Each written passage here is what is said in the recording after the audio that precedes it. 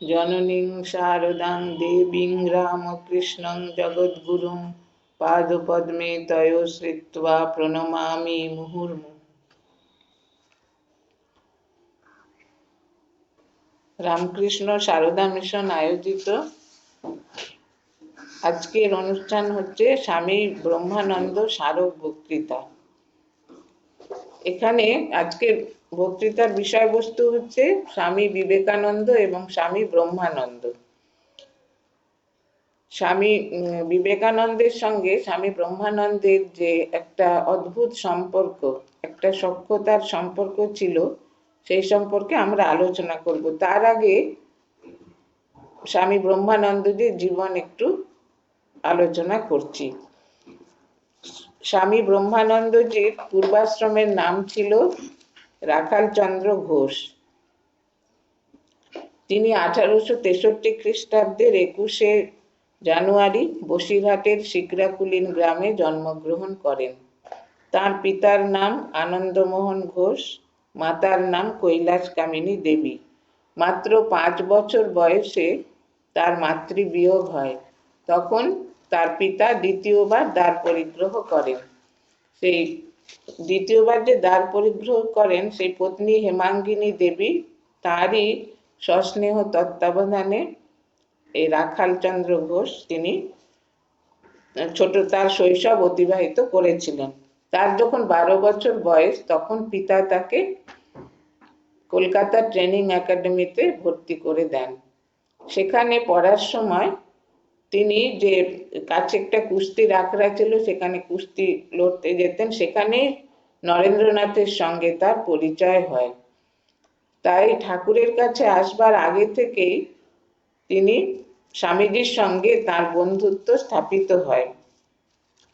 এখন এই যে ঠাকুর যে অবতীর্ণ হয়েছিলেন লোক কল্যাণের জন্য, তার শক্তি স্বরূপিণী শ্রী শ্রীমা শারদামণি দেবী এবং তার পার্ষদ বৃন্দকে নিয়ে, তার 16 জন পার্ষদ বৃন্দ, তার মধ্যে 5 জন হচ্ছেন ঈশ্বরকোটি। তারা হচ্ছেন বিবেকানন্দ, ব্রহ্মানন্দ, প্রেমানন্দ, যোগানন্দ এবং নিরঞ্জনানন্দ। আর একজন গৃহীভক্ত পূর্ণচন্দ্র ঘোষ।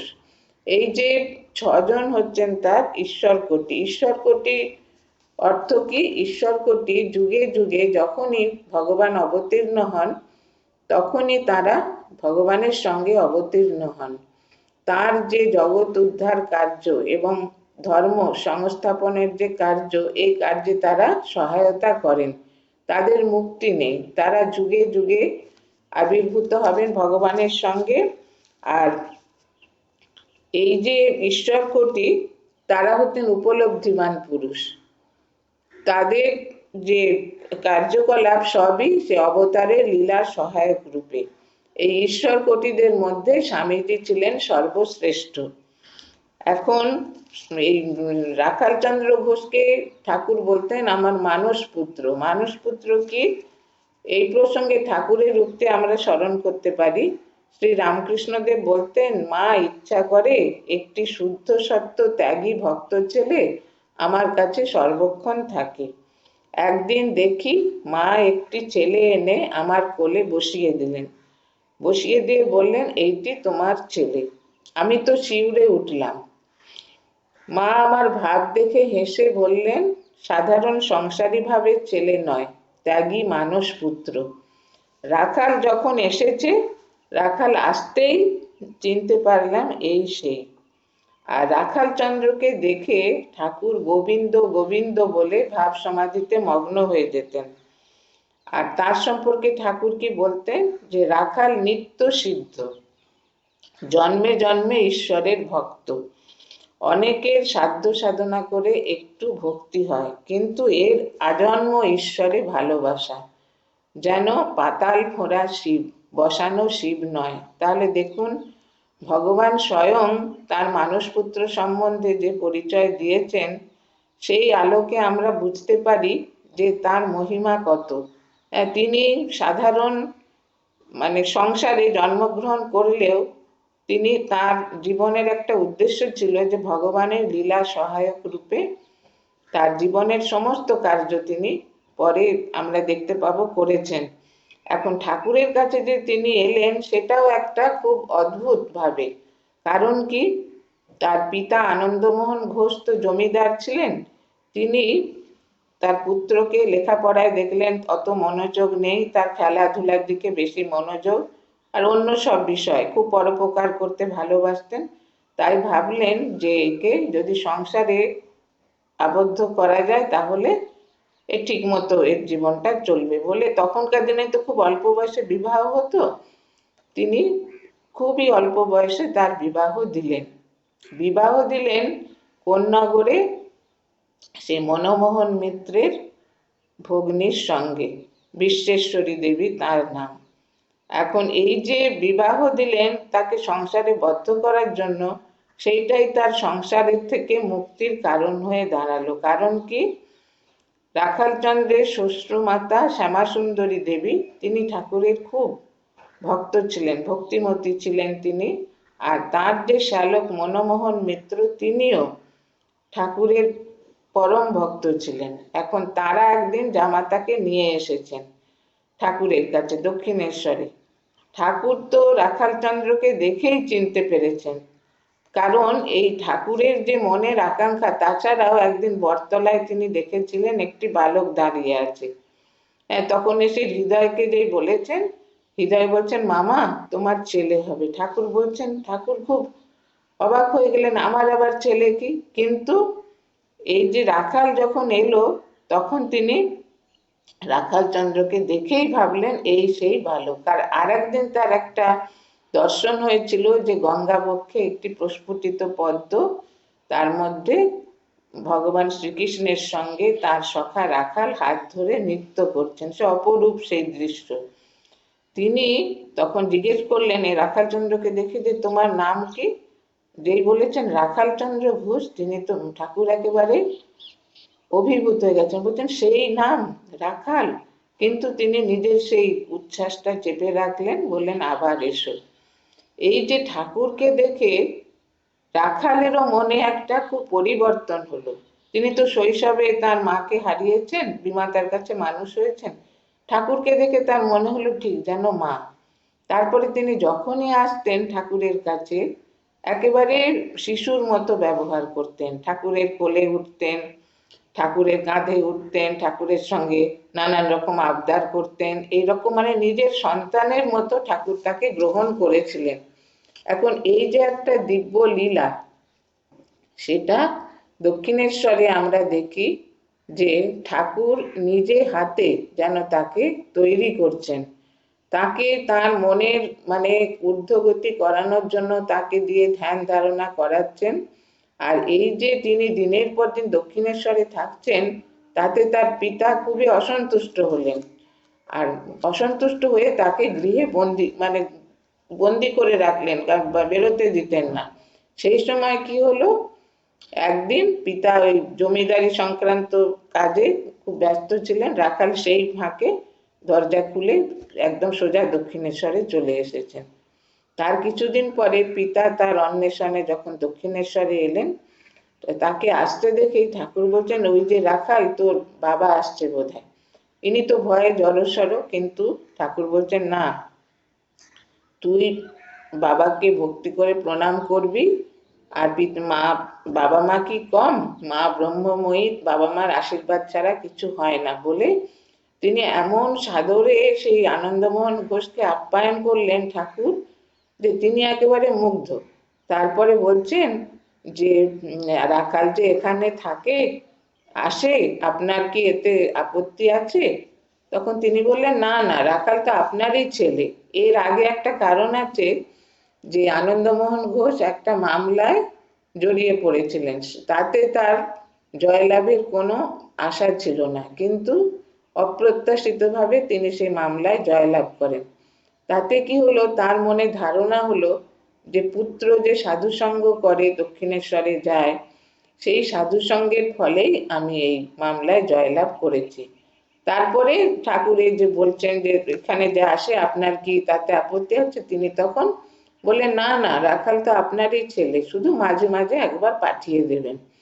এই যে তার পিতা সম্মতি দিলেন, এটা ঠাকুর যে কি আনন্দিত হয়েছিলেন যে বলা যায় না, রাখালও ততোধিক আনন্দিত, কারণ তিনি তখন ঠাকুরের কাছে থাকতেই খুব ভালোবাসতেন। আর ঠাকুর তাকে কিভাবে শিক্ষা দিতেন যে অন্য কেউ কাজের কথা বললে তিনি বলতেন, আহা ও ছেলে মানুষ, ওকে কিছু কাজের কথা বলো না। আর রাখাল কিছু যদি দোষ করত, তাহলেও তিনি বলতেন কি যে ওর দোষ ধরতে নেই, ওর গলা টিপলে দুধ বেরোয়, এরকম। তখন তিনি কিন্তু বেশ 15-16 বছরেরই ছেলে, কিন্তু ঠাকুর এত স্নেহ করতেন তাকে। আর ঠাকুরের মানে অন্তরের ইচ্ছা ছিল যে তিনি যেন সর্বতোভাবে এই অধ্যাত্ম পথের পথিক হতে পারেন, কারণ ঠাকুর তো চিনেছেন যে তারই মানুষ পুত্র, তার লীলা সহচর। কিন্তু দক্ষিণেশ্বরে ঠাকুর তাকে যেমন স্নেহ করতেন তেমনি তাকে শাসনও করতেন। একদিন রাখালের খুব ক্ষুধা পেয়েছিল, সেই সময় কালীবাড়ির কালী মন্দির থেকে প্রসাদ এসেছে, তিনি ঠাকুরকে না জিজ্ঞেস করেই মাখনের একটা ডালা মুখে দিয়েছেন। ঠাকুর তখন বললেন, তুই তো ভারী লোভী, কোথায় এখানে এসে লোভ টোভগুলো ত্যাগ করবি, তা নইলে তুই নিজে নিয়ে খেলি, এইরকম। আর একদিন তিনি যখন ঠাকুরের সঙ্গে কালীবাড়িতে যাচ্ছিলেন মন্দিরে, সেই সময় রাস্তায় একটা পয়সা পড়েছিল, তিনি সে পয়সাটা তুলেছেন। তখন ঠাকুর বললেন, তুই কেন পয়সাটাকে তুললি? তখন মহারাজ রাখাল বলছেন যে আমি কাউকে দেব। বলছেন, না, যে মাছের বাজারে যায় না সে মাছ খোঁজ খবরই বা নেবে কেন? হ্যাঁ, তুই ওই পয়সা তুই ফেলে দে, বলে তিনি এরকম এইভাবে তিনি ঠাকুরকে, এই রাখালকে তিনি শিক্ষা দিতেন। আর সেই ভগবানের কাছে তিনি থাকতেন বলে, সাক্ষাৎ ভগবান তো ঠাকুর সাধন করছেন তখন দক্ষিণেশ্বরে, রাখালচন্দ্রের মন মানে অজান্তে, তার অজান্তেই মনের ঊর্ধ্বগতি হয়ে যেত। তো এইভাবে আনন্দে দিন কাটছিল। কিন্তু সেই রাখালচন্দ্র আসার কয়েক মাস পরে স্বামীজিও আসেন, নরেন তখন। আর স্বামীজির থেকে রাখাল মহারাজ 9 দিনের ছোট ছিলেন। স্বামীজি হচ্ছেন 1863 খ্রিস্টাব্দের 12ই জানুয়ারি, উনি 21শে জানুয়ারি, একই বছরে। নরেনকে তো তিনি আগের থেকেই চিনতেন। এখন নরেন আর এই রাখাল এরা দুজনেই তখনকার দিনে তো ব্রাহ্ম সমাজ ছিল, সে ব্রাহ্ম সমাজে নাম লিখিয়েছিলেন। সেইখানে অঙ্গীকার পত্রে সই করতে হয় যে কোনো দেবদেবীর মূর্তিতে তারা প্রণাম করবেন না, কোনো মন্দিরে যাবেন না, এসব। এখন ঠাকুরের সান্নিধ্যে এসে রাখালের মনের একেবারে পরিবর্তন। তিনি কালী মন্দিরে যাচ্ছেন, মাকে প্রণাম করছেন, তাই দেখে স্বামীজি একদিন তাকে খুব তিরস্কার করলেন যে তুমি কপটতা করছো কেন, তুমি তো ওখানে ব্রাহ্ম সমাজে সই করেছো যে কোনো মন্দিরে যাবে না বলে। সেই জন্য স্বামী নরেনকে দেখলেই রাখাল একেবারে সংকুচিত হয়ে যেতেন। তখন ঠাকুর একদিন বলছেন যে ওর এখন সাকারে বিশ্বাস হয়েছে, তা কি করবে বল, তুই ওকে আর কিছু বলিস নি। আর ঠাকুর এমনিতে বলতেন যে স্বামী নরেনের হচ্ছে নিরাকারের ঘর, রাখালের হচ্ছে সাকারের ঘর। তারপর থেকে স্বামীজি আর কিছু বলতেন না। তো এইভাবে আমরা দেখি ঠাকুর কি সুন্দরভাবে মানে যে যেমন তাকে সেই রকম শিক্ষা দিয়ে তিনি তৈরি করতেন। স্বামীজিকে তিনি একরকম ভাবে শিক্ষা দিচ্ছেন, আবার রাখাল চন্দ্রকেও আর এক রকম ভাবে। তো দক্ষিণেশ্বরে সে আনন্দের দিনগুলো তো ফুরিয়ে গেল। তারপরে কাশীপুরে ঠাকুর যখন গেলেন, সেখানে তখন তো তিনি অসুস্থ। তার মধ্যেও এই মানে তার ত্যাগী যে অন্তরঙ্গ পার্ষদেরা তার সেবা করতেন প্রাণপণে, গৃহী ভক্তরাও খুবই সহায়তা করতেন অর্থ দিয়ে, সামর্থ্য দিয়ে। একদিন সে আনন্দের হাট ভেঙে গেল যে ঠাকুর ইহলীলা সংবরণ করলেন, নরলীলা সংবরণ করলেন। এখন নরলীলা সংবরণ করার আগে তিনি স্বামী নরেনকে ডেকে তিনি সব বলে দিলেন যে কিভাবে সংঘ তৈরি হবে, কিভাবে সবার মানে সংঘ শক্তির মানে বৃদ্ধি হবে, কিভাবে অন্তরঙ্গ পার্ষদরা, ত্যাগী পার্ষদবৃন্দ একত্রে থেকে এই ভাবটাকে পরিপুষ্ট করবে, কিভাবে জগতের কল্যাণ হবে, সমস্ত তিনি শিক্ষা দিয়েছেন। কিন্তু তিনি যে মাকেও যে বলেছেন, শ্রী শ্রী মাকে একভাবে বলেছেন সংসারী লোককে, সারা পৃথিবীর লোককে দেখতে, আর কলকাতাকে উপলক্ষ করে। আর ঠাকুর এই স্বামীজিকে এই ত্যাগী পার্ষদ বৃন্দের সমস্ত ভার দিয়ে গেলেন। আর তিনি এই যে ঠাকুর যে লীলা যখন সংবরণ করলেন, তখন সমস্ত ত্যাগী পার্ষদ বৃন্দ তারা সে বরানগর মঠে একত্রে একটা ভাঙা বাড়িতে, সে ভূতের বাড়ি বলতো, সেখানে সমবেত হয়ে তারা ঠাকুরের মানে পাদুকার সম্মুখে তারা মানে করে সন্ন্যাসের প্রতিজ্ঞা করে তারা সন্ন্যাস নিলেন। স্বামী রাখালের নাম হলো স্বামী ব্রহ্মানন্দ, আর স্বামীজির নাম হলো, স্বামীজির নাম তখন অনেক, সে বিবিদিশানন্দ, সচ্চিদানন্দ ছিল, পরবর্তীকালে তো বিবেকানন্দ নাম হয়েছিল, সেটি বিখ্যাত হয়েছে। এখন এই যে স্বামীজি আর রাজা মহারাজের যে সম্পর্কটা, সেটা একটা অদ্ভুত সম্পর্ক ছিল। তাতে যাবার আগে আমি রাজা মহারাজের এটা বলছি, স্বামী ব্রহ্মানন্দজি, তিনি স্বামীজির একবারে অভিন্ন হৃদয় বন্ধু ছিলেন। আর তার এত আধ্যাত্মিকতা ছিল যে স্বামীজি বলতেন যে আধ্যাত্মিকতায় রাজা আমাদের সকলের থেকে বড়। আর ঠাকুর একদিন বলেছিলেন যে এই রাখালের রাজবুদ্ধি আছে, সে ইচ্ছা করলে একটা রাজ্য চালাতে পারে। সেই কথা স্মরণ করে স্বামীজি একদিন সব গুরু ভাইদের ডেকে বললেন যে আজ থেকে আমরা রাখালকে রাজা বলে ডাকবো। সেই থেকে তার নাম হয়ে গেল রাজা। আর এমনিতে তার মানে মঠ মিশনে তাকে সবাই মহারাজ বলতো, তাহলে রাজা মহারাজ।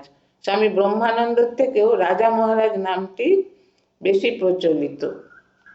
এখন রাজা মহারাজ সত্যিকারের তার একটা রাজবুদ্ধি ছিল, যে মঠ মিশনের যত জমি জমা সংক্রান্ত ব্যাপার সেটা উনি সব সামলাতেন।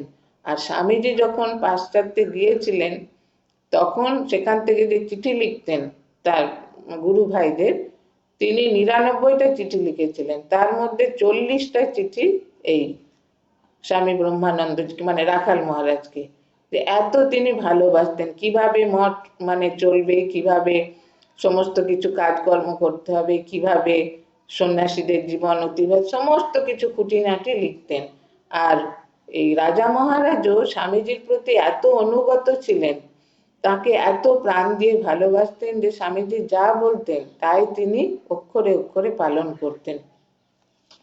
এইভাবে আমরা দেখি যে রামকৃষ্ণ মঠ মিশনের যে বিস্তার, সেটা রাজা মহারাজের সময়ে খুবই হয়েছিল। কারণ কি, স্বামীজির যে মানে নিয়মাবলী, স্বামীজির যে মঠ পরিচালনার ব্যাপারে স্বামীজির যে অভিজ্ঞতা, স্বামীজির যে শিক্ষা, সেটা তিনি মানে একেবারে প্রাণ দিয়ে সেটা রক্ষা করতেন। আর মঠ মিশনের যাতে এই আদর্শটা বজায় থাকে সেদিকেও তিনি লক্ষ্য রাখতেন। তিনি স্বামীজি যখন 1899-তে যখন এই বেলুড় মঠের মানে প্রথম এটা হলো, তখন তিনি তাকেই সব পরিচালন সমিতির সভাপতি করলেন। আর 1901 খ্রিস্টাব্দে স্বামীজি রাজা মহারাজকে মঠ মিশনের প্রেসিডেন্ট করেন। রাজা মহারাজ 1922 সালে তার দেহান্ত হয়। ততদিন পর্যন্ত তিনি আজীবন তিনি সে প্রেসিডেন্টের পদেই ছিলেন। আর স্বামীজির যে সেই নির্দেশ তিনি কিভাবে মানতেন সেটা আমরা পরে দেখব। যে সেখানে এত তার আনুগত্য, এত তার মানে বিশ্বাস, যে সেটা মানে বলার অপেক্ষা রাখে না। দুজনের মধ্যে এত ভালোবাসা স্বামীজির মধ্যে। স্বামীজি বলতেন, আমার গুরু ভাইরা সকলে আমাকে পরিত্যাগ করলেও রাজা আর হরি ভাই কখনো আমাকে পরিত্যাগ করবে না। আর এই দুনিয়ায় যদি কেউ আমার গালাগালি সহ্য করতে পারে তো সে রাজা, হ্যাঁ, এছাড়া কেউ আমার গালাগালি সহ্য করতে পারবে না। আর রাজা মহারাজ কি বলতেন, যে তুমি বকেছো তো কি হয়েছে, তুমি ভালোবাসো বলেই তো বকেছো। তিনিও মানে কোনোদিন কিছু মনে করতেন না। এইভাবে আমরা দেখি যে একটা অপরূপ সম্পর্ক এই স্বামী ব্রহ্মানন্দ আর স্বামী বিবেকানন্দের মধ্যে। আর তিনি স্বামীজিকে এত শ্রদ্ধা করতেন, এত ভালোবাসতেন যে বলার নয়। সেই প্রসঙ্গে আমরা পরে আসছি। এখন উনি এই মঠ মিশনের যে প্রেসিডেন্ট হয়ে তিনি খুবই মানে মঠ মিশনের বিস্তার করেছেন। আর 1918 খ্রিস্টাব্দে তিনি ভুবনেশ্বর মঠ প্রতিষ্ঠা করেন। কেন? যে ওখানে সব সাধু ব্রহ্মচারীরা তপস্যা করবেন। তিনি বলেছেন যে এখানে শান্ত পরিবেশে, তখন তো ভুবনেশ্বর রাজধানী ছিল না, কটক রাজধানী ছিল উড়িষ্যার, শান্ত পরিবেশে ছেলেরা সব তপস্যা করবে, আমি দেখে আনন্দ করব। তপস্যার দিকে তার বরাবর একটা ঝোঁক ছিল রাজা মহারাজের। তিনি জপ ধ্যান সাধ্যায় এতেই তিনি সারাক্ষণ মগ্ন হয়ে থাকতেন, আর অহর্নিশ তিনি জপ করতেন। তিনি বলতেন যে সব থেকে সহজ সাধন হচ্ছে সর্বদা তার স্মরণ মনন। স্মরণ মনন করাটাই হচ্ছে সহজ সাধন, সেটা সকলেই চেষ্টা করলে করতে পারে। তিনি নিজেও সর্বক্ষণই স্মরণ মনন করতেন। আর তিনি যখন যেখানে অবস্থান করতেন তখন সেখানে একটা সুন্দর মানে একটা আধ্যাত্মিক পরিবেশ সৃষ্টি হতো। যেমন মঠ মিশনে কোনো কিছু অসুবিধা হলে, মতবিরোধ হলে, মত পার্থক্য হলে তিনি তার উপস্থিতিতেই সেটা মিটিয়ে দিতেন। কাশিতে একবার হয়েছিল, ওই আশ্রমের, উভয় আশ্রমের মধ্যে, সেবাশ্রম আর অদ্বৈত আশ্রমের মধ্যে, তিনি কাউকে কাশিতে গিয়ে কারুকে কিছু বললেন না, শুধু কাশিতে থেকে গঙ্গা স্নান, বিশ্বনাথ দর্শন আর এই জপ ধ্যান, এই করে তিনি সবার মনের এটাকে পাল্টে দিলেন।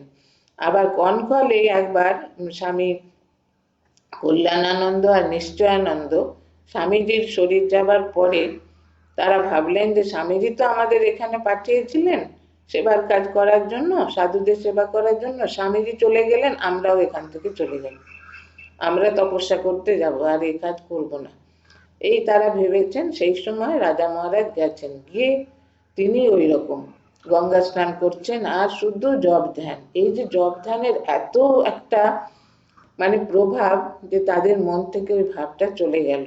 তারা একদিন মহারাজকে এসে বললো যে মহারাজ, আমরা ভেবেছিলাম যে তপস্যা করতে যাব, কিন্তু এখন মনে হচ্ছে না, আমরা এখানেই থাকবো। তখন রাজা মহারাজ বললেন, বাবা তোমরা স্বামীজির কাজ করছো, স্বামীজি তোমাদের এখানে কাজ করতে পাঠিয়েছেন সাধু সেবা, এই স্বামীজির এ ছেড়ে তোমরা কোথায় যাবে?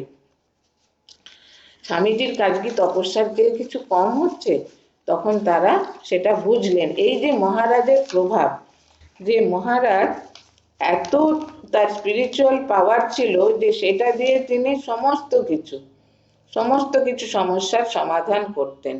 আর ঠাকুর তার যে মানসপুত্র সম্বন্ধে বলেছিলেন কি, যে রাখাল সত্য সত্যই ব্রজের রাখাল। একবার ঠাকুর দক্ষিণেশ্বরে থাকার সময় 1884 খ্রিস্টাব্দে তিনি এই বৃন্দাবনে যান।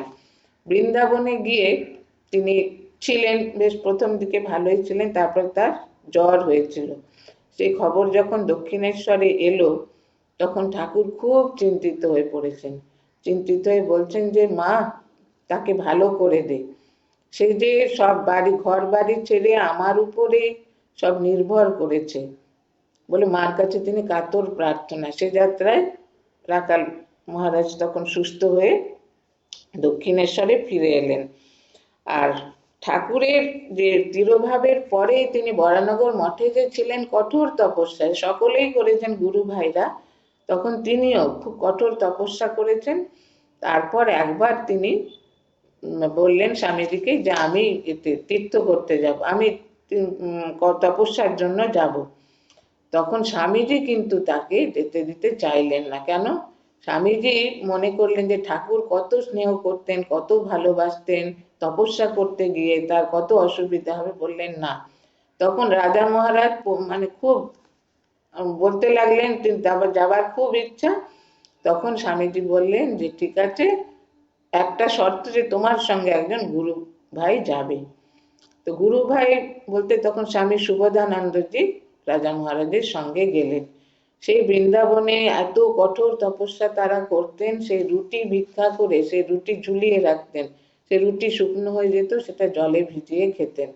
একদিন খোকা মহারাজ বলছেন সুবোধানন্দজি, মহারাজ আপনাকে ঠাকুর কত ভালোবাসতেন, কত ক্ষীর ছানা মাখন এগুলো খাওয়াতেন, আর আমি আজকে শুকনো রুটি আপনাকে খেতে দিচ্ছি। তখন মহারাজ কোনো মানে মহারাজ বলছেন তপস্যার তো এই যে মানে নিয়ম যে তপস্যা তো কৃচ্ছ্রুত সাধন করতেই হবে। আর একদিন সুবোধানন্দজি বলছেন যে মহারাজ ঠাকুর তো আপনাকে সবই দিয়েছেন, তা সত্ত্বেও আপনি কেন এত কঠোর তপস্যা করছেন?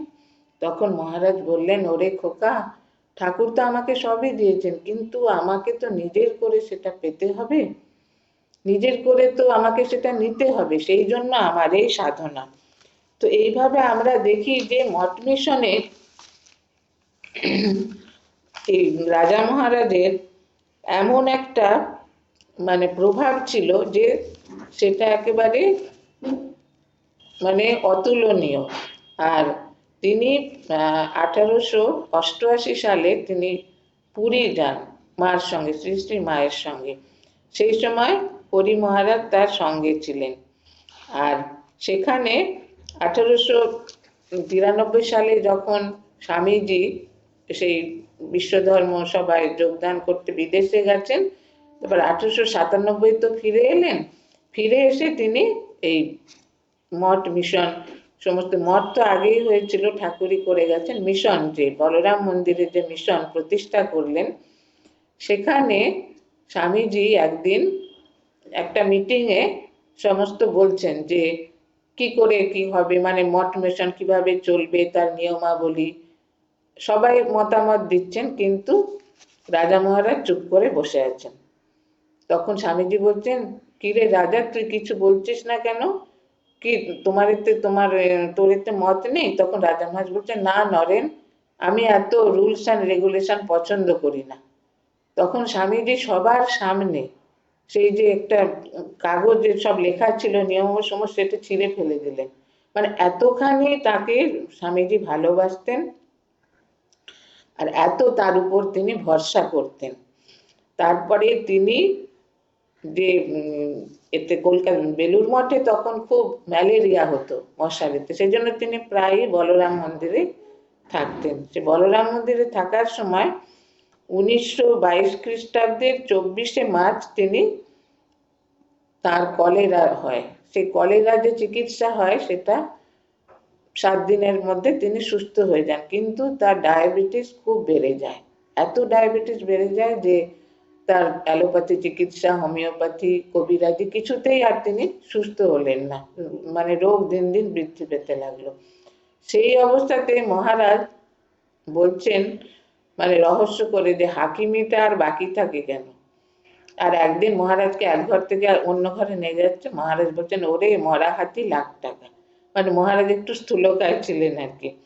আর যেদিন তার শরীর যাবে সেদিনকে হলো 1922 খ্রিস্টাব্দের 10ই এপ্রিল তিনি তার এই মর্তলীলা মানে সংবরণ করেন। সেদিন তিনি 8 তারিখে কি হয়েছে, তিনি সাধু ব্রহ্মচারী ওর ভক্তদের সব ডেকেছেন, ডেকে বলছেন, ভয় পেও না, তোমরা কেউ ভয় পেও না, ব্রহ্ম সত্য, জগৎ মিথ্যা।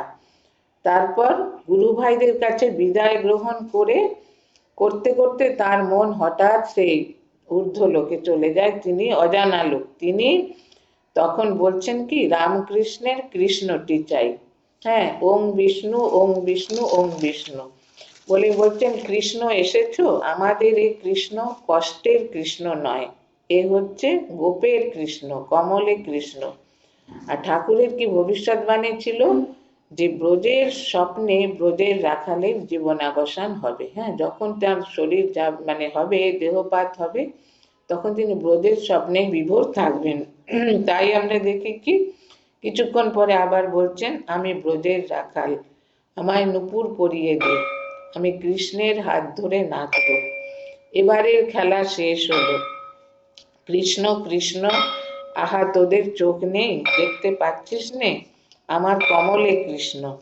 হ্যাঁ, পীত বসনে কৃষ্ণ, ব্রহ্ম সমুদ্রে বিশ্বাসের বটপত্রে ভেসে যাচ্ছি, ঠাকুরের পা দুখানি কি সুন্দর, দেখো দেখো, একটি ছেলে আমার গায়ে হাত বুলোচ্ছে আর বলছে আয় আয়। এই বলে তিনি ধ্যানমগ্ন হয়ে যান। পরদিন 10 এপ্রিল রাত্রি 8:45 তিনি মহাসমাধি যোগে তাঁর এই মর্তলীলা সংবরণ করেন।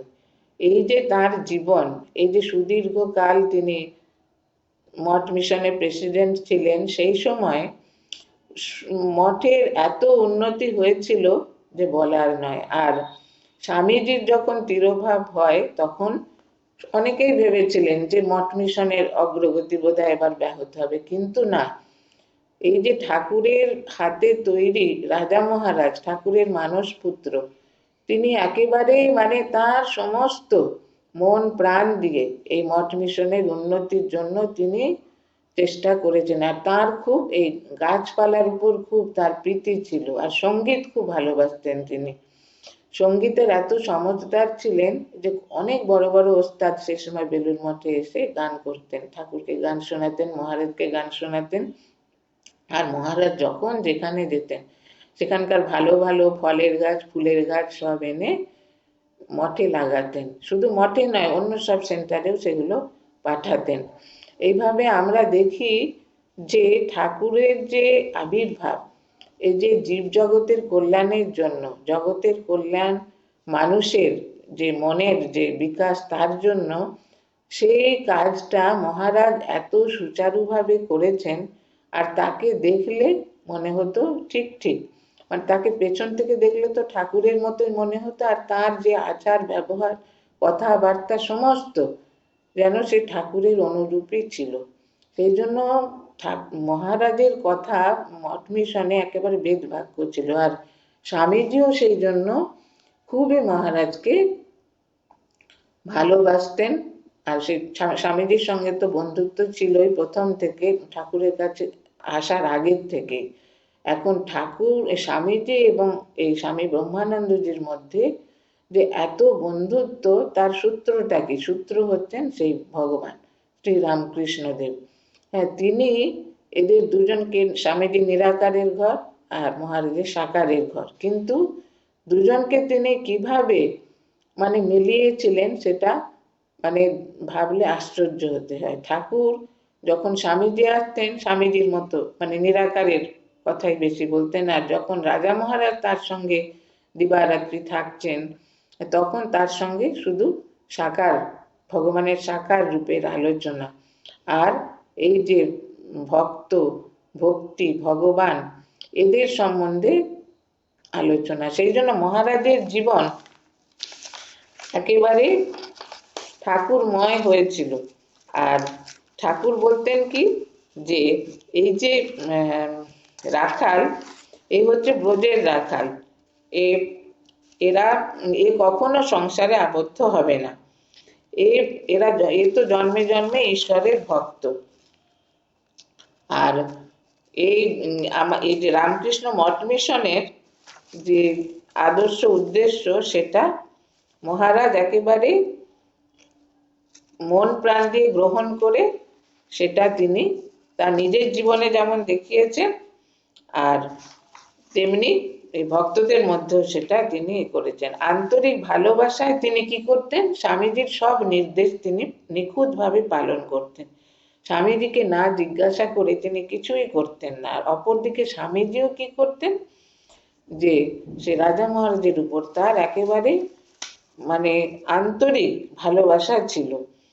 হ্যাঁ, স্বামীজি তার একবার স্বামীজি কি করেছেন, তার শিষ্য শরৎচন্দ্র চক্রবর্তীকে বলেছেন ম্যাসাজ করতে স্বামীজিকে। তো শিষ্য ম্যাসাজ করছে, তার স্বামীজির সেটা পছন্দ হলো না। তিনি বলছেন রাজাকে ডেকে দে। তখন মহারাজকে যেই গিয়ে বলেছেন যে স্বামীজি ডাকছেন, মহারাজ সে কাপড়টা মালকোচা দিয়ে পরে 2 ঘন্টা ধরে স্বামীজিকে ম্যাসাজ করলেন। ম্যাসাজ করবার গলদঘর্ম হয়ে গেছেন ঘরে। একটু পরে মহারাজের ঘরে সে শরৎচন্দ্র চক্রবর্তী টোকা দিচ্ছেন। বলছে, তখন মহারাজ খুলে বলছেন কি ব্যাপার? তখন বলছে, মহারাজ আমার মনে একটা সংশয় এসেছে। কিসের সংশয়? যে আপনি মঠ মিশনের প্রেসিডেন্ট, আপনাকে দিয়ে স্বামীজি কেন ম্যাসাজ করালেন? তখন রাজা মহারাজ মানে চোখ বড় বড় করে বলছেন, কি বলিস কি রে, তুই কি জানিস না স্বামীজি যে সাক্ষাৎ শিব? হ্যাঁ, আমার জীবন ধন্য, আমি শিবের, স্বামীজি আমাকে ডেকেছেন, আমার জীবন ধন্য। সাক্ষাৎ শিব স্বামীজি। এই যে স্বামীজি যে সেই সাক্ষাৎ শিব, স্বামীজির যে কি মহিমা সেটা গুরু ভাইরা প্রত্যেকেই জানতেন। আর বিশেষ করে এই রাখাল মহারাজ, তিনি স্বামীজির প্রত্যেকটি কথা একেবারে কোনো দিন কথা করতেন না, যখন মানে অমান্য করতেন না। যখন গঙ্গার ধারে পোস্তা বাঁধানো হয় বেলুড় মঠে, তখন সেই খরচ খুব বেশি হয়ে গেছে, তখন স্বামীজি খুব ক্রুদ্ধ হয়ে গেছে। রাজা মহারাজের মানে স্বামীজির মুখে যা আসছে বলছেন রাজা মহারাজকে। রাজা মহারাজ তখন ঘরে গিয়ে দরজা বন্ধ করে কাঁদছেন, মানে স্বামীজি এত বকেছেন তিনি সহ্য করতে পারছেন না। তখন স্বামীজি যেই শুনেছেন যে রাজা মহারাজ কাঁদছেন, তখন তিনি রাজা মহারাজের ঘরে গেছেন, গিয়ে বলছেন, রাজা আমাকে ক্ষমা করো, হ্যাঁ আমি ঠাকুর তোমাকে কত ভালোবাসতেন, না আমি তোমাকে এত গালাগালি দিয়েছি, তোমাকে আমি গালাগালি করে কত কষ্ট দিয়েছি, আমি তোমার সঙ্গে থাকার যোগ্য নই, হ্যাঁ আমি এখন হিমালয়ে চলে যাব, সেখানে আমি তপস্যা করব। তখন রাজা মহারাজ এটা শুনে বলছেন, তুমি এরকম বলো না স্বামীজি, তোমার বকুনি তো আশীর্বাদ, তুমি কিভাবে আমাদের ছেড়ে যাবে, তুমি তো আমাদের নেতা, তুমি তো ভালোবাসো বলেই বলে আমাকে বকেছ। এই যে একটা পারস্পরিক ভালোবাসা, এটা মানে এটা দেখলে মনে হয় কি যেমন কৃষ্ণ আর অর্জুনের মধ্যে যে সখ্য ভাব ছিল, এখানেও আমরা দেখি রাজা মহারাজ আর স্বামীজির মধ্যে সেই সখ্য ভাব, মানে পরস্পর এত পরস্পরকে বুঝতেন যে কখনো তাদের মনে অন্য কোনো ভাব আসতো না। স্বামীজির প্রতি রাজা মহারাজের যেমন শ্রদ্ধা ভালোবাসা, রাজা মহারাজের প্রতিও স্বামীজির সেই রকম শ্রদ্ধা ভালোবাসা ছিল। স্বামীজি একদিন কি করেছেন, রাজা মহারাজকে প্রণাম করে বলছেন, গুরুবৎ গুরুপুত্রেষু, হ্যাঁ মানে ঠাকুরের তিনি পুত্র, তো সেই জন্য তিনি প্রণাম করলেন। মহারাজও তাতে বিচলিত হলেন না, তিনি স্বামীজিকে প্রতি প্রণাম করে বললেন, জ্যেষ্ঠ ভ্রাতা সমপিতা, স্বামীজি তো জ্যেষ্ঠ, ওই 9 দিনের বড়, বলছেন যে জ্যেষ্ঠ ভ্রাতা সমপিতা। দেখুন এই যে সম্পর্ক, এটা কি করে বর্ণনা করে, যেমন এটা অবর্ণনীয় সম্পর্ক, এটা একটা দৈবী সম্পর্ক। এটা স্বামীজি বলতেন যে ঠাকুর রাজা মহারাজকে এত ভালোবাসতেন, তিনি ঠাকুরের সঙ্গে একসঙ্গে থেকেছেন, একসঙ্গে খেয়েছেন, একসঙ্গে শুয়েছেন, একসঙ্গে বাস করেছেন, তাই বলতেন কি, রাজা তুমি আমাদের মাথার মণি, হ্যাঁ তুমি মঠের অলংকার, হ্যাঁ তোমার উপস্থিতিতেই মঠের শোভা বেড়ে যায়। এইরকম স্বামীজির একটা ভালোবাসা ছিল রাজা মহারাজের প্রতি। স্বামীজির প্রতি স্বামী ব্রহ্মানন্দজির ভালোবাসা ছিল অপরিসীম। সেই জন্য স্বামীজি যখন তিরোভাব হয়, স্বামী ব্রহ্মানন্দ তখন ছিলেন বলরাম মন্দিরে, খবর পেয়ে তিনি বেলুড় মঠে তৎক্ষণাৎ চলে আসেন এবং স্বামীজির দেহের উপর পড়ে তিনি কাঁদতে থাকেন আর বলেন যে এতদিন আমরা হিমালয়ের আড়ালে সুরক্ষিত ছিলাম, আমাদের সামনে থেকে সেই হিমালয় যেন সরে গেল। এই যে আর কি তিনি কেঁদেছেন যে বলার নয়, তিনি যেন সহ্য করতে পারছিলেন না। এই যে স্বামীজির প্রতি তার ভালোবাসা, সেটা তিনি একদম অন্তরের সঙ্গে সেটা পোষণ করতেন, বেশি স্বামীজি সম্বন্ধে তিনি বলতেন না, স্বামীজিকে তিনি যেমন শ্রদ্ধা করতেন তেমনই ভালোবাসতেন, কিন্তু সেটা বেশি প্রকাশ করতেন না। একবার একজন ভক্তকে তিনি বলেছিলেন যে আমরা তার ভালোবাসার পরিমাপ করতে পারি না, স্বামীজির ভালোবাসার, তিনি যা কিছু করেছেন সব ভালোবাসা দিয়ে করেছেন এবং আমরা এখন তাকে দাগা বুলাচ্ছি। হ্যাঁ একবার কথা হয়েছিল যে স্বামীজি যা নিয়ম করে গেছেন মঠ মিশন চালানোর জন্য কিছু পরিবর্তন করতে হবে, মহারাজ বললেন যে না, কোনো কিছু পরিবর্তন করা যাবে না, স্বামীজি যা করে গেছেন আমরা সেটাই ফলো করবো, তাই বলছেন আমরা দাগা বুলাচ্ছি। এই যে একটা ভালোবাসা পরস্পরের প্রতি, এটা একটা আন্তরিক ঐশী সম্পর্ক। এরা স্বামীজি আর স্বামী ব্রহ্মানন্দ ছিলেন পরম সুহৃদ, এটা এত ভালোবাসা তাদের মধ্যে সুগভীর ছিল আর সুদৃঢ় যে সেই ভালোবাসার উপর ভিত্তি করেই এই বিশাল রামকৃষ্ণ সংঘ গড়ে উঠেছে। ঠাকুর মা বলছেন না যে ভালোবাসাই তো আমাদের আসল, হ্যাঁ ঠাকুর ভালোবাসা দিয়ে সব পার্শ্বদের একত্র করেছিলেন, ভালোবাসা দিয়ে ভক্তদের কাছে এনেছিলেন। তেমনি আমরা দেখি কি যে স্বামীজি এবং স্বামী ব্রহ্মানন্দ, এই দুজনের মধ্যে একটা অপূর্ব ভালোবাসা, দৈবী ভালোবাসা ছিল।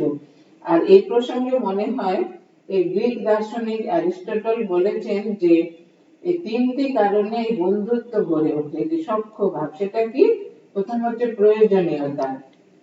প্রকৃত বন্ধুরা পরস্পরের প্রয়োজন মিটিয়ে থাকে, তার যা দরকার সেটা তিনি মেটান। তারপর হচ্ছে আনন্দ। প্রকৃত বন্ধুর সঙ্গে মানে যখন বন্ধুর সংস্পর্শে আসেন তারা আনন্দ পান। আর শুভ বুদ্ধি, যে তাদের মধ্যে সবসময় শুভ বোধ জাগ্রত থাকে। এই তিনটেরই প্রকাশ আমরা দেখতে পাই স্বামীজি এবং রাজা মহারাজের মধ্যে। হ্যাঁ, রাজা মহারাজ ছিলেন মূর্তিমান ভালোবাসা, তার মধ্যে দুটো জিনিস কাজ করতো, একটা হচ্ছে রামকৃষ্ণময় ভাব আর একটা হচ্ছে ভক্ত ভাব। যখন তিনি রামকৃষ্ণময় ভাবে ভাবিত থাকতেন তখন তিনি একেবারে সেই ব্রহ্মানন্দে পূর্ণ, তিনি তখন একেবারে ভাবস্থ হয়ে থাকতেন। আর যখন তিনি ভক্ত ভাবে থাকতেন তখন তার মধ্যে এই জাগতিক সংসারের যে কোনো সমস্যা তিনি সমাধান করতে পারতেন। আর সকলের প্রতি তার ছিল সমান দৃষ্টি, সে কি গৃহী কি সাধু সকলকে তিনি সমান মর্যাদা দিতেন। সকলের সঙ্গে ব্যবহার তার এত সুন্দর ছিল। আর তার মানে পছন্দের ছিল নেশা, যাকে বলে মাছ ধরা আর তাস খেলা। তিনি মঠের প্রেসিডেন্ট হয়েও মঠের মধ্যে পুকুর ছিল, সেখানে মাছ ধরতেন। তো বাবুরাম মহারাজ খুব অনুযোগ করতেন যে রাজা তুমি মঠের প্রেসিডেন্ট, তুমি এখন মাছ ধরছো। তিনি ওসব আমলই দিতেন না। তারপরে একদিন একজন দীক্ষা নিতে এসছেন, এসে বলছেন যে আপনাদের প্রেসিডেন্ট কোথায়, আমি তার কাছে দীক্ষা নেব। তখন একজন বলেছেন যে রাজা মহারাজ ওখানে। তিনি পুকুরে মাছ ধরছেন, তিনি তো দেখে খুব মানে বিষণ্ণ হয়ে গেছিল যে আমি মাছ ধরা সাধুর কাছে দীক্ষা নেব না। তো চলে গেছে। সেই দিনে রাত্রে ঠাকুর তাকে স্বপ্ন দিয়ে বলছেন তুই ওর মাছ ধরাটাই দেখলি, আর কিছু দেখলি না? তখন তিনি পরদিন আবার এসেছেন, এসে মহারাজের কাছে ক্ষমা চেয়ে তিনি তার কাছে দীক্ষা নিলেন। তিনি যখন দীক্ষা নিচ্ছেন একটা হুইল ছিপ আছে না মাছ ধরা, সেটা দিয়েছিলেন দীক্ষার দক্ষিণা। সেটা দেখবেন মঠের যে সংগ্রহশালা আছে মিউজিয়াম, তাতে সেটা এখনো রাখা আছে। এইভাবে আমরা দেখি যে মহারাজের মধ্যে এমন একটা ব্যক্তিত্ব কাজ করত যে সেটা সবাইকে আকর্ষণ করত। তার কারণ কি? তিনি সেই ভাব রাজ্যের সম্রাট ছিলেন। সে ভাব রাজ্য হচ্ছে আধ্যাত্মিক সাম্রাজ্য, তার তিনি সম্রাট। মানে ঠাকুর তাকে পরিপূর্ণ করে দিয়েছিলেন। ঠাকুরের তো মানুষ পুত্র তিনি, আবার ব্রজের রাখাল, কৃষ্ণ সখা। মানে তার মধ্যে তার দেহটাই ছিল শুধু মানুষের মতো, তার ভেতরে সেই ঐশী সত্তা একেবারে জল করতো। আর স্বামীজিও ছিলেন সপ্তর্ষির ঋষি। সুতরাং দুজনেই দুজনকে চিনেছিলেন, দুজনেই ঠাকুরের কাজে আত্মোৎসর্গ করেছিলেন। তাই কি দুজনের মানে পরস্পর ভাবের তারা ভাবুক ছিলেন। মানে স্বামীজির ভাবও তিনি বুঝতে পারতেন রাজা মহারাজ, আর রাজা মহারাজের ভাবও স্বামীজি বুঝতে পারতেন। স্বামীজি চিঠিতে তাকে লিখতেন অভিন্ন হৃদয়েষু, হ্যাঁ, প্রাণার্জিতেষু, এসব লিখতেন। আর অন্য গুরু ভাইদের বলতেন চিঠিতে যে ঠাকুর রাজা ঠাকুরের ভালোবাসার পাত্র, তাকে তোমরা যত্ন করিবে। হ্যাঁ, তাকে দিয়ে কোনো অন্য কাজ, ঠাকুর যেমন রাজা মহারাজের দিয়ে কোনো কাজ ছোটখাটো কাজ করাতেন না, কেননা রাজা মহারাজের যে কত উচ্চ আধার ঠাকুর সেটা খুব ভালো করে জানতেন। তেমনি স্বামীজিও সেটা বুঝে যে ঠাকুর রাজা মহারাজকে কত ভালোবাসতেন, স্বামীজিও সে তদনুরূপ। কার্যক্ষেত্রে কোনো মানে কোনো মানে সমস্যা হলে তিনি তাকে বকতেনও, আবার পরবর্তী তাকে জড়িয়ে ধরে ক্ষমা চাইতেন, রাজা আমাকে ক্ষমা করো। এই যে একটা সম্পর্ক, এটা বর্ণনা করা খুবই মুশকিল। বললেন যে রাজা মহারাজ যখন তার শরীর যাবার আগে তিনি 1922 খ্রিস্টাব্দে জানুয়ারি মাসে একবার এসেছিলেন বেলুড় মঠে। এসে বেশিরভাগ তিনি বলরাম মন্দিরেই থাকতেন, কারণ বেলুড় মঠে তখন খুবই ম্যালেরিয়া হতো।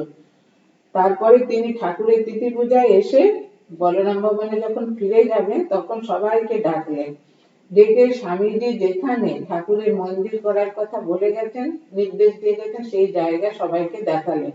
তারপর মন্দিরের স্কেচ দেখতে চাইলেন, স্কেচ দেখানো হলো। তখন বললেন যে দেখো স্বামীজির মানে পরিকল্পিত এই মন্দির কিন্তু এখনো হয়নি, সেইটা করার দায়িত্ব তোমাদের সকলের। এই মন্দির করার দায়িত্ব তোমাদের সকলের। স্বামীজি এটা আমাদের উপর দায় স্বরূপ রেখে গেছেন। এ কথা বলে তিনি এতে বলরাম মন্দিরে ফিরে গেলেন। আর ফিরে গিয়ে তারপরে কিছুদিনের মধ্যেই তো তার শরীর গেল। কিন্তু এই যে স্বামীজির প্রতি তার যে মনোভাবটা আমরা দেখি, যে সেটা একেবারে আক্ষরিক অর্থেই, যে স্বামীজি যে ঠাকুরের প্রধান পার্ষদ, আর তিনি যে রামকৃষ্ণ ভাব আন্দোলনের প্রধান স্থপতি, সেটা তিনি মহারাজ মনের প্রাণে বিশ্বাস করতেন। আর তার মধ্যে ত্যাগ বৈরাগ্য এটা এত প্রবল ছিল যে সেটা সকলেই তার কাছে মাথা নত করতো। মানে ত্যাগের যেন জ্বলন্ত বিগ্রহ তিনি। একবার একজন মাস্টারমশাইকে বলেছে যে আমরা তো ঠাকুরকে দেখিনি। তখন মাস্টারমশাই বলছেন যে রাখাল মহারাজকে দেখো, স্বামী ব্রহ্মানন্দকে দেখো, তাহলে বুঝবে ঠাকুর কেমন ছিলেন। তার আচার আচরণ, কথাবার্তা, চেহারা, সমস্ত কিছু মানে ঠাকুরের অনুকরণে পিতা পুত্রে এত মিল ছিল যে বলা যায় না। আবার সেই আধ্যাত্মিক শক্তিতেও তিনি একেবারে অদ্বিতীয় ছিলেন। তাই স্বামীজি বলেছিলেন যে আমাদের মধ্যে আধ্যাত্মিকতায় রাজা সব থেকে বড়। আর এতে যখন স্বামীজি এত তাকে ভালোবাসতেন আর বিশ্বাস করতেন, যে স্বামীজি তো জানতেন যে তিনি বেশি দিন মর্তধামে থাকবেন না, তাই তার মায়ের ভার, তার গর্ভধারিণী মায়ের ভার, ভুবনেশ্বরী দেবীর ভার রাজা মহারাজের উপর দিয়ে দিয়েছিলেন। রাজা মহারাজ সেই অত্যন্ত নিষ্ঠা সহকারে সেই দায়িত্ব পালন করেছিলেন। আর তার যে মানে কাজকর্ম, স্বামীজির মানে যেমন ইচ্ছা ছিল, অভিপ্রায়, তার একচুল এদিক ওদিক হতো না। তিনি স্বামীজিকে সাক্ষাৎ ঠাকুরের প্রতিনিধি হিসাবে মনে করে স্বামীজির নির্দেশ অনুসারেই চলতেন। আর এই মঠ মিশন চালাতে গেলে যে ভালোবাসাটাই প্রধান, সেটাই তার একমাত্র লক্ষ্য ছিল। একবার একজন মঠে একজনের সম্বন্ধে মানে খুব সমালোচনা করে তার কমপ্লেন করেছেন যে সে ঠিক মতো কাজ করছে না। তখন মহারাজ বলছেন তার কাজটাই তোমরা দেখলে, সে কত জপ ধ্যান করছে কিনা, সে ঠাকুর ঘরে যাচ্ছে কিনা, সে ধ্যান জপ করছে, এগুলো তো তোমরা দেখলে না। শুধু কি বাইরের কাজটাই প্রধান? তা তো নয়, ভেতরের আধ্যাত্মিক শক্তিটাই হচ্ছে প্রধান। দুটোই সমান্তরাল ভাবে চালাতে হবে। হ্যাঁ, এই সাধু জীবন কি গৃহী জীবন, সবেতেই দুটোই যেন ঠিকভাবে চলে, এই দিকে মহারাজের তীক্ষ্ণ দৃষ্টি ছিল। তাই তিনি যখন বেলুড় মঠে থাকতেন, ভোরবেলা সে মঙ্গল আরতির পরে তিনি ঠাকুর ঘরে গিয়ে আর তারপরে তার ঘরে এসে সব সাধু ব্রহ্মচারীরা ধ্যান জপ করতেন। তিনি লক্ষ্য রাখতেন কে এসেছে কে আসেনি, আর এমনিও খোঁজ খবর নিতেন যে কার ধ্যান জপ কিরকম হচ্ছে। বলছেন এই খবরটা তোমরা কখনো রাখো না? এই যে দেখুন তিনি যে কত মানে সূক্ষ্মদর্শী ছিলেন। আর তিনি যে এই যে একটা আধ্যাত্মিক সংঘ, রামকৃষ্ণ মঠ মিশন তো শুধু সমাজ সেবামূলক সংঘ নয়, এর প্রধান ভিত্তি হচ্ছে আধ্যাত্মিকতা। সে আধ্যাত্মিকতা যাতে শক্তিশালী থাকে, সেটা যাতে স্ট্রং হয়, সেই জন্য তিনি সবসময় লক্ষ্য রাখতেন যে ধ্যান জপ ঠিক মতো হচ্ছে কিনা, আর যে স্মরণ মনন। আর তিনি তার এত মনের উচ্চ অবস্থা ছিল, অনেক দেব দেবীর দর্শন হতো। হ্যাঁ, কিন্তু তিনি বলতেন কি যে ও একটু মানে তারও হতো আর বিজ্ঞানানন্দজির হতো। তিনি বলতেন ওই আমাদের একটু মাথা গরম হয় কিনা সেই জন্য। এটা বিজ্ঞানানন্দজি বলতেন যে রাজা মহারাজের খুব দর্শন হয় আর আমারও, কিন্তু আমাদের একটু মাথা গরম আছে কিনা সেটা একটু মজা করে বলতেন। কিন্তু তার অনেক দেব দেবী মানে সবসময় তিনি সেই মনের সূক্ষ্ম স্তরে তার বিচরণ ছিল। আর সেই সূক্ষ্ম স্তরে মানে যত কিছু উপলব্ধি সবই তিনি তার হয়েছে। তিনি সেই ব্রজের রাখাল, এই যুগে তিনি কৃষ্ণের সখা, কৃষ্ণের সঙ্গে লীলা করেছেন। আবার এই যুগে এসে তিনি ভগবান শ্রী রামকৃষ্ণ দেবের সঙ্গে তিনি লীলা করলেন তার প্রধান মানে মানুষ পুত্র রূপে। হ্যাঁ, ঠাকুর মানুষ মানে ঠাকুরের মানুষ পুত্র, ভগবানের মানুষ পুত্র, এটা যে কত বড় একটা কথা, এটা আমরা ধারণাও করতে পারি না। আর সেই যে মানুষ পুত্রের অবস্থা, তিনি সংসারে এসে সংসারের মানে তার যে যতদিন তার কর্মময় জীবন ছিল সেটা করে তার সমস্ত আধ্যাত্মিক শক্তি দিয়ে মঠকে শক্তিশালী করে অগণিত ভক্তের মধ্যে সে ঠাকুরের ভাব তিনি মানে সম্প্রসারিত করেছিলেন। তিনি যখন দীক্ষা দিতেন, সে দীক্ষা দেওয়া একটা খুব মানে খুব গুরুত্বপূর্ণ। তিনি বলতেন আগাছায় বীজ ছড়িয়ে কি হবে? আগাছা মানে মনের মধ্যে যত অশুভ কামনা বাসনা থাকলে সেখানে তো দীক্ষা দিয়ে কোনো লাভ হয় না। সেই জন্য তার কাছে যারা দীক্ষা নিতে আসতেন তিনি বলতেন কি যে আগে রামকৃষ্ণ নাম জপ করো 3 বছর, তারপরে আসবে। অনেকে তাতে চলে যেত, আবার অনেকে তারপরেও আসতো। যখন আসতো তখন তাদের তিনি দীক্ষা দিতেন। মানে তিনি চাইতেন কি যে মানুষ যখন দীক্ষা নেবে তখন যেন সে পরিপূর্ণভাবে সেই দিকে তার মনোনিবেশ করতে পারে, আর সেটার মূল্য যেন সে বোঝে। এইরকম ভাবে আমরা দেখি যে গুরু ভাবে তিনি মঠ মিশনকে এত শক্তিশালী করেছেন, আর এই মানুষের সঙ্গে ব্যবহারে এত অমায়িক তার ব্যবহার ছিল, সেই ব্যবহারে তিনি সকলকে আপনা করে নিতেন। আর স্বামীজির প্রতি তার যে ভালোবাসা সেটাও তিনি নানা ভাবে মানে যত কম কথা বলুন না কেন, কিন্তু তিনি তার যেটুকু বলেছেন তাতে প্রকাশ পেয়েছে যে স্বামীজির উপর তার কি ভালোবাসা ছিল।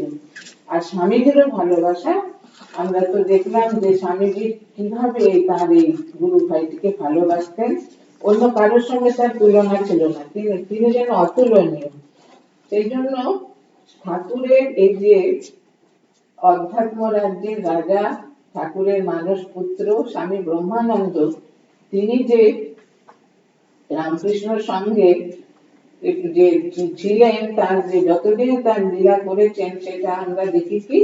সেই ভালোবাসা দিয়ে বলছেন যখন তারা বরানগর মঠে ছিলেন তখন একবার স্বামী ত্রিগুণাতীতানন্দ তিনি তখন চলে যেতে চাইছেন যে আমি বাড়ি চলে যাব, এখানে বাড়ির কাছে সবাই এসে বিরক্ত করে। তখন তখন রাজা মহারাজ তাকে বলছেন কি কোথায় তুই যাবি, নরেনকে ছেড়ে কোথায় যাবি?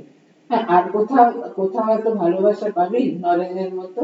আমিও তো বাড়ি গিয়ে থাকতে পারি, কিন্তু আমি কেন যাই না? নরেনের ভালোবাসার জন্য। তাহলে দেখুন স্বামীজির যে ভালোবাসা সেটা স্বামী ব্রহ্মানন্দ কিভাবে তিনি বুঝেছিলেন। আর স্বামীজি কি চাইতেন যে মঠ পরিচালনাতে একটা আজ্ঞাবহতার আনুগত্য, হ্যাঁ, ওবিডিয়েন্স ফার্স্ট স্বামীজি বলতেন। তো সেই আনুগত্য মানে যেটা বলবে মানে সংঘ নেতা তা সেটা পালন করতে হবে। সেইটা মহারাজ একদম অক্ষরে অক্ষরে পালন করতেন। কখনো তিনি প্রশ্ন করতেন না স্বামীজিকে যে এটা কেন করবো সেটা কেন করবো। সবসময় স্বামীজি যা বলতেন সে জ্যেষ্ঠ ভ্রাতা সমপিতা তার সেই আদর্শ তিনি সেটা বাস্তবায়িত করতেনই। সেই জন্য স্বামীজির খুব বিশ্বাস ছিল তার প্রতি। এত বিশ্বাস ছিল যে তিনি যে কোনো কাজ বলতেন যে রাজাকে দিলে এই কাজটা সম্পন্ন হবে ঠিক মতো।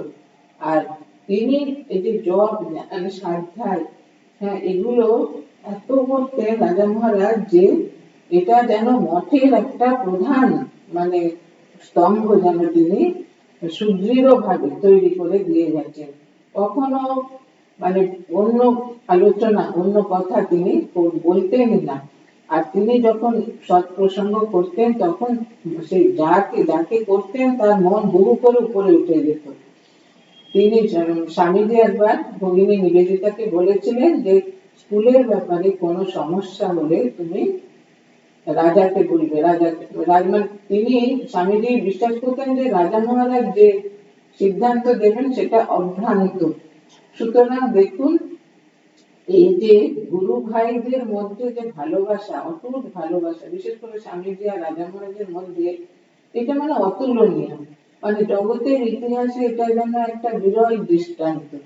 হ্যাঁ, অনেক সঙ্গ হয়েছে, অনেক সঙ্গ হবে, ভগবান আবির্ভূত হয়েছেন, ভবিষ্যতে হবে, কিন্তু এই যে একটা সুদৃঢ় ভালোবাসার সম্পর্ক, হ্যাঁ, এই সম্পর্ক মানে একেবারে জগতে মানে রামকৃষ্ণ সঙ্গের ইতিহাসে এটা স্বর্ণাক্ষরে লিখিত আছে, স্বর্ণাক্ষরে লিখিত আছে। আর এই যে মঠ মিশনের প্রধান সম্পদ হচ্ছে ত্যাগ বৈরাগ্য তিতিক্ষা। এগুলো মহারাজ তো ঠাকুরের মানুষ পুত্র, কিন্তু এতদিন তিতিক্ষা কষ্ট কেন করলেন? যে জীবনে অমূল্য জিনিস যেটা পেয়েছেন সেটাকে নিজের করে নেবার জন্য। আর তার ত্যাগ বৈরাগ্য এমন ছিল, একবার বেলুড় মঠে একজন এসেছেন ভক্ত ডাক্তার আর কি, তার পত্নী বিয়ে হয়েছে, তিনি কিছুদিন থাকার পরে তার সম্পত্তি সব মঠকে দিতে চান আর কি। বাবুরাম মহারাজ এসে মহারাজকে বললেন, তখন মহারাজ শুনে খুব গম্ভীর হয়ে গেলেন, গম্ভীর হয়ে গিয়ে বলছেন, বাবুরামরা, আমরা ত্যাগী সন্ন্যাসী, এটা সন্ন্যাসীদের মত, আমাদের কাছে 2-3 দিন থেকে বিষয়ী ভদ্রলোকের তার ত্যাগ বৈরাগ্য হলো, আর তার জিনিস আমরা নেব। তখন বাবুরাম মহারাজ বুঝেছেন, হচ্ছে রাজা আমাকে ক্ষমা করো, আমি বুঝতে পারিনি বলে। এইরকম মানে কি তীক্ষ্ণতার বুদ্ধি, কি তীক্ষ্ণতার দৃষ্টি, আর সবকিছুর গভীরে গিয়ে তিনি চিন্তা করতেন। সমস্ত তার যে চিন্তা ভাবনা সবকিছু ছিল সুদূর প্রসারী।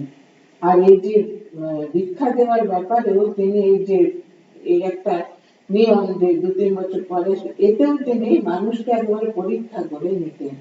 সুতরাং আমরা দেখি কি যে ঠাকুরের অবর্তমানে এই যে রামকৃষ্ণ মঠ মিশনকে ধরেছিলেন স্বামীজির অবর্তমানে ধরেছিলেন রাজা মহারাজ, তার সে অভিন্ন হৃদয় বন্ধু।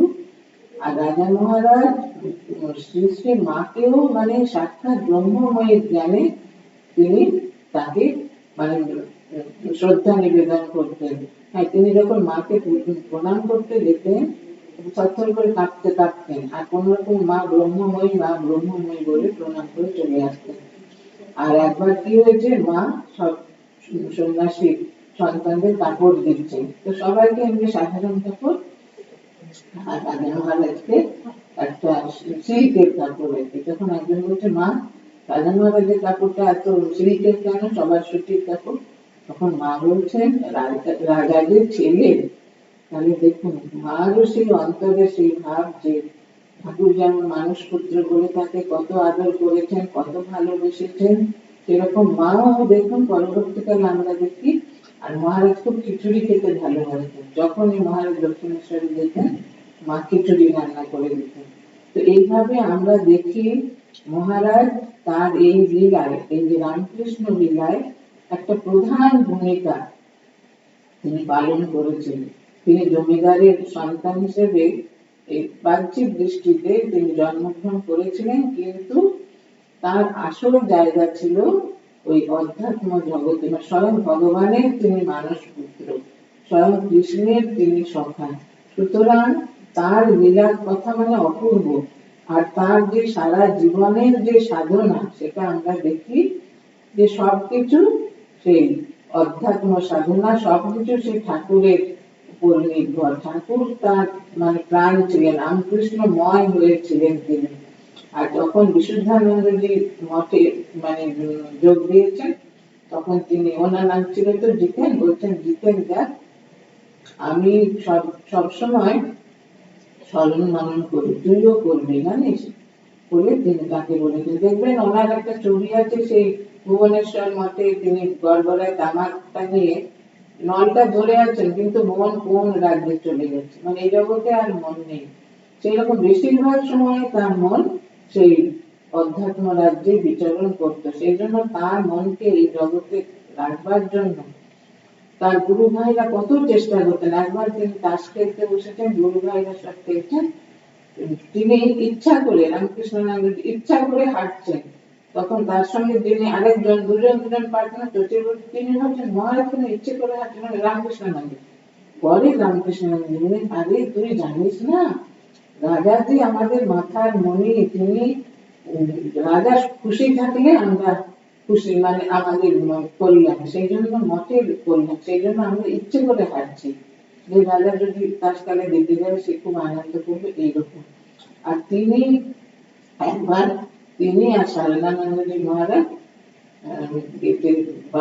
বলরাম মন্দিরে তার মেয়ে আর কি স্বপ্ন দেখেছেন যে রাজা মহারাজ আর সারদানন্দজিকে তার ওখানে নেমন্তন্ন করে খাওয়াচ্ছেন। তো নেমন্তন্ন করে খেয়েছেন, খেয়ে যাওয়ার সময় বলছেন, সে মেয়েটিকে ডেকে বলছেন, শোন, তোর মাকে বলবি যে রোজ যেন এরকম স্বপ্ন দেখে, রোজ যেন স্বপ্ন দেখে, তাহলে রোজ আমাদের নিমন্ত্রণ করবে, এরকম ছেলে মানুষের মতো। এটা তো আমাদের আছে যে যারা মহাপুরুষ তারা কখনো বালক বধ আচরণ করেন, কখনো উন্মাদ বধ, কখনো পিশাচ বধ, এরকম আছে না কত বর্ণনা। কিন্তু মহারাজের মধ্যে বালক ভাবটা খুব ছিল। এত যে তিনি অধ্যাত্ম রাজ্যের রাজা, এত যে তার আধ্যাত্মিক গভীরতা, সেই ভাবটাকে চাপা দেওয়ার জন্য তিনি এই কোষ্ঠী নষ্টি গলগাল গল্প এগুলো সব করতেন। আর সবার সঙ্গে তিনি মিশে যেতেন। এমনকি যারা মানে সমাজ যাদের তখনকার দিনে যারা থিয়েটার নাটক এগুলো করতো তাদের তো কেউ অত পছন্দ করতো না, কিন্তু মহারাজ তাদেরকে পর্যন্ত চরণে স্থান দিয়েছেন যে কেউ। আর মাতৃজাতির প্রতি তার একটা মানে অসম্ভব শ্রদ্ধা ছিল। হ্যাঁ, যে কোনো মেয়ে যে কোনো পরিস্থিতিতে আসুক না কেন তিনি তাদের সঙ্গে মানে দেখা করা, কথা বলা, কোনো সমস্যা থেকে সমাধান করা, এই সমস্ত করতেন। তিনি এই যে একটা আদর্শ রেখে গেছেন, যে ঠাকুরের কাছে যেটা পেয়েছিলেন যে ভক্ত ভগবানের সংসার, আমাদের রামকৃষ্ণ মঠ মিশনের যে আধ্যাত্মিক যে পরিবেশ সেটা বহুদূর বিস্তৃত, সেটা ভক্ত ভগবানের বিশাল সংসার, যেখানে সকলের অবাধ অধিকার, বা সবাই সেখানে প্রবেশ করতে পারে, ভক্তরাও পারে আর ত্যাগী পার্শ্বদ বৃন্দ পারে, সকলে। সেই সকলকে নিয়ে যে একটা বৃহৎ রামকৃষ্ণ একটা গোষ্ঠী, একটা সম্প্রদায়, কি একটা মানে অধ্যাত্ম সংসার, সেইখানে মহারাজ সেই সংসার যাতে মানে সুনিপুণ ভাবে চলে, হ্যাঁ, সেই সংসারে যাতে কোনো অসুবিধা না হয়, তার জন্য তিনি তার সময়ে কত মানে কেন্দ্র হয়েছে আর কত সাধু ব্রহ্মচারীকে তিনি তৈরি করে দিয়ে গেছেন যে কিভাবে ভগবানকে ডাকতে হবে, কিভাবে এই আধ্যাত্মিক পথে চলতে হবে, সব তিনি তাদেরকে তাদের জীবন একেবারে গঠন করে দিয়ে গেছেন। পরবর্তীকালে আমরা দেখি যে যেমন মায়ের কাছে দীক্ষা নিয়েছিলেন অনেকে, ঠাকুরের স্বামীজির কাছেও, আর এই রাজা মহারাজের কাছে রাজা মহারাজও সেই দিক থেকে তিনি এই গুরু পরম্পরা মেনে এই মঠ মিশনে অনেক আধ্যাত্মিক পিপাসুকে তাদের সেই তৃষ্ণা মিটিয়েছেন, তাদের জীবনে সে আধ্যাত্মিক আলোক দান করেছেন। আর তার যে জীবনের মূল মন্ত্র, সে ঠাকুর মা স্বামীজি, সেটা তিনি জীবন দিয়ে জীবনের প্রতি কর্মে সেটা প্রকাশ করে গেছেন। তার জীবন আমাদের এই রামকৃষ্ণ সংঘের ইতিহাসে যেন একটা উজ্জ্বল জ্যোতিষের মতো, সেটা মানে যুগ যুগ ধরে সেটা আলো দেখাবে। যেমন ভগবান যুগ প্রয়োজনে আসেন, তার লীলা পার্ষদরাও যুগ প্রয়োজনে আসেন, ভগবানের জীবন যেমন সর্বাঙ্গ সুন্দর, তার লীলা পার্ষদদের জীবনও তাই সর্বাঙ্গ সুন্দর। আর বিশেষ করে এই যে যিনি মানুষ পুত্র, ঠাকুরের মানুষ পুত্র রাজা মহারাজ, তার জীবন একেবারে সর্বাঙ্গ সুন্দর। হ্যাঁ, তিনি সেই অতি শৈশব থেকে তার যে জীবন, আমরা যে যদি চিন্তা করে তাহলে দেখবো যে তার জীবনের প্রধান ভাবই হচ্ছে এই অধ্যাত্ম ভাবনা। তার জীবন, তার মন যেন এই সংসারে ছিল না, তার চোখ যেন মনে হচ্ছে পাখি ডিমে তা দিচ্ছে, ঠাকুর মাস্টার সাথে বলছে না সে যোগীর চক্ষু আমাকে দেখাতে পারে, সেই রকম তার মন প্রাণ সর্বদা সেই রামকৃষ্ণ পদে সমর্পিত। কিন্তু তারই এই যে সংঘ, তারই শরীর, সংঘ শরীরে তো ঠাকুর রয়েছেন, সেই সংঘ শরীরের সর্বাঙ্গীন উন্নতি কল্পে এই রাজা মহারাজ ঠাকুরের আদরের রাখায় তিনি তার জীবন উৎসর্গ করেছেন। আর উৎসর্গ করেছেন তিনি প্রাণ দিয়ে, শঙ্খকে ভালোবেসেছেন, স্বামীজিকে প্রাণ দিয়ে ভালোবেসেছেন। তিনি শুধু তার বন্ধু ছিলেন না, আরো মানে তার অন্তরের যেন প্রাণের সম্পদ ছিলেন। সেই জন্য স্বামীজির প্রতিটা নির্দেশ তার কাছে ছিল বেদ বাক্যের মতো। স্বামীজির সেই নির্দেশ মেনে তিনি যতদিন এই সংসারে ছিলেন, এই পৃথিবীতে, ততদিন সংঘ পরিচালনা করেছেন, সংঘের স্ত্রী বৃদ্ধি করেছেন, সংঘকে সম্পদশালী করেছেন, আধ্যাত্মিক ভাবে দিক দিয়ে। আর সর্বোপরি বিশাল মানে মানব সমাজকে এই আধ্যাত্মিক পথে পরিচালিত করে এই ঠাকুরের যে একটা মহান ভাব, উদার ভাব, সেটা তিনি প্রচার করেছেন, প্রসার করেছেন। সুতরাং তার জীবন আমাদের এই রামকৃষ্ণ সংঘের ইতিহাসে একটা দৃষ্টান্ত স্বরূপ, দৃষ্টান্ত। তিনি সংঘের অলংকার স্বরূপ, যেমন স্বামীজি বলছেন সংঘের মাথার মণি। তিনি সকলের অন্তরে সেই শুভ বোধ সেই জাগ্রত করেছেন। তিনি বলতেন ভক্তদের যে ভগবান তো কৃপা করছেনই, তোমরা সেই কৃপাটা ধারণা করবার জন্য তার কাছে প্রার্থনা করো যে প্রভু তোমার কৃপা উপলব্ধি করার মতো আমাকে শক্তি দাও।